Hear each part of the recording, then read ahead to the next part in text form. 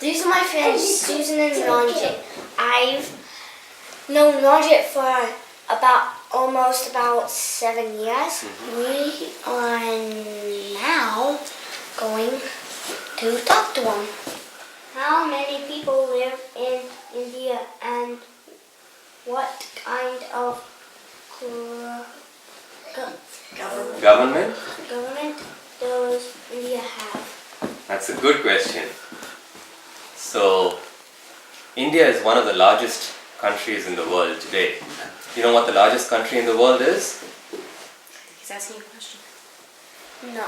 The largest country with the largest number of people is China, and India is number 2. India has about 1.4 billion people. That's a lot of people. And India is also, interestingly enough, the largest democracy in the world. That means that India has the Indian people have the choice to elect their own leaders, and they are the largest country in the world that has the ability to elect their own leaders. Does everyone speak the same language? In India, no, but there's a common Yeah. national language, which is Hindi, and the language that she's from the area that she's from is Malayalam. She's from Kerala, and I'm from Tamil Nadu, and the language that people in my state speak is called Tamil.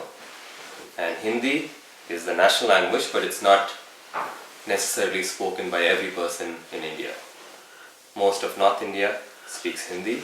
South India speaks pretty much the language of their state. What kind of houses do people live in India? People live in all kinds of houses. Some people live in big houses, like here, and some people live in apartments. Many people live in apartment buildings. And then many poorer people, they live in huts, small little shacks on the road. And sometimes they sleep out in the open. And Another difference is that houses here are mostly made of wood. In India, it's mostly made of brick. And sometimes mud? yeah, if it's a hut, it's mud or straw. Like, Thatched.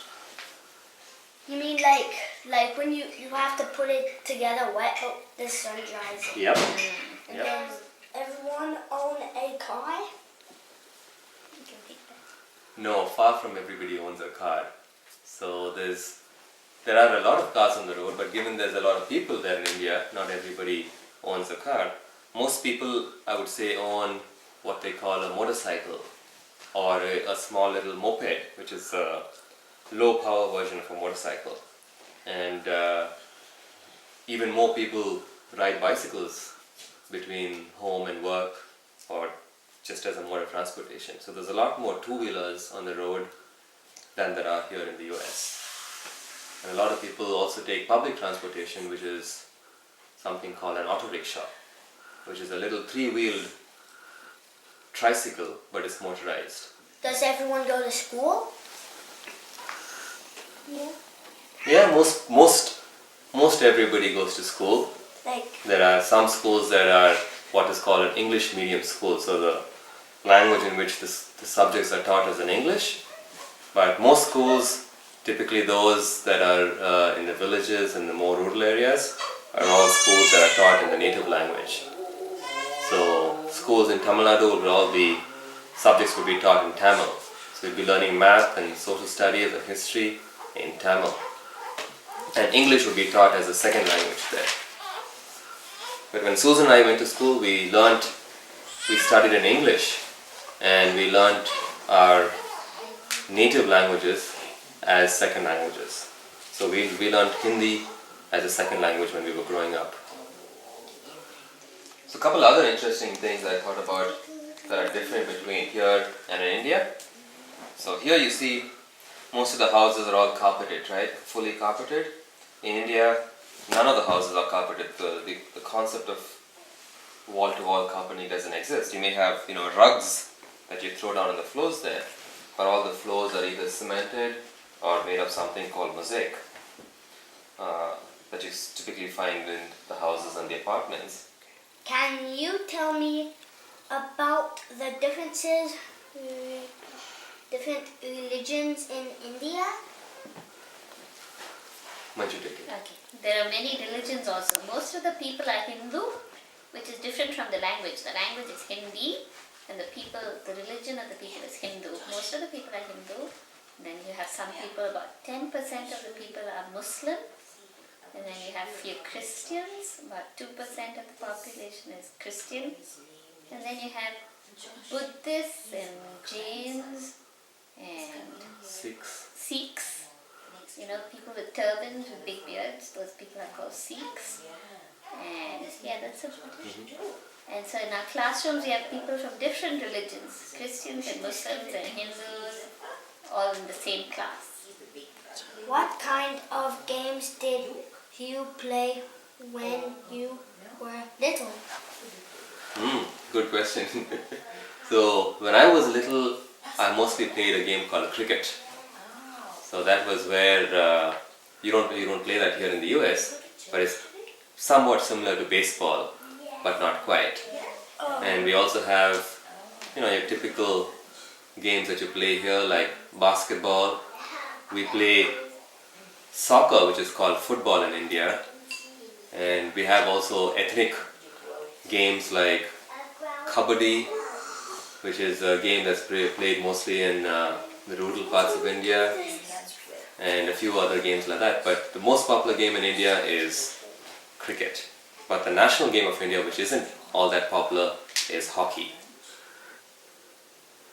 Is there anything else you want to share with our class? So Rajit and I used to go to church when we were in India, and our churches are very similar to churches here because we have the same songs, same worship songs, and we pray similarly, and we read the same Bible like you guys here in America.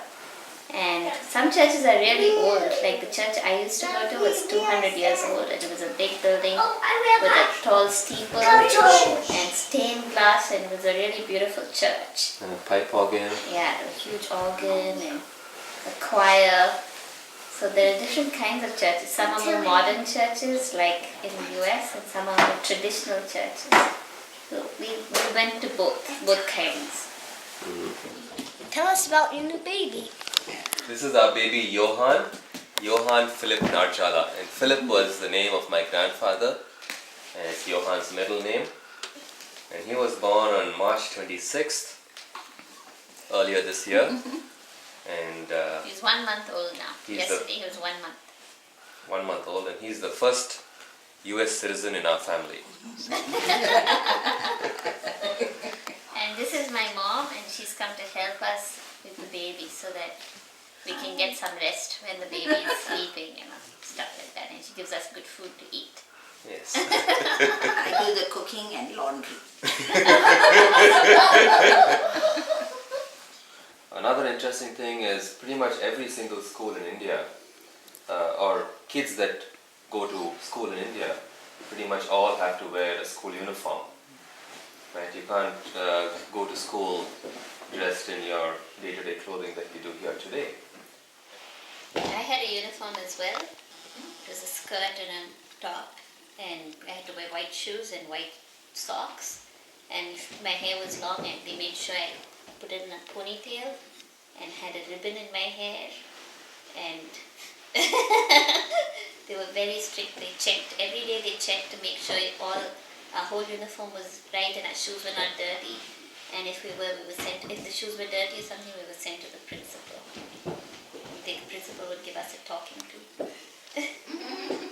And then whenever we saw our teachers in school, we had to run up to them and say, "Good morning, ma'am," or "Good afternoon, ma'am." It was very strict. Yeah. But we didn't get to do fun projects like you get to do here. All our projects are really boring. Well, at my school, the teacher doesn't care if we have dirty shoes. Even if we have dirty shoes, we still don't have to. Yeah. We couldn't even go to school if we had dirty shoes.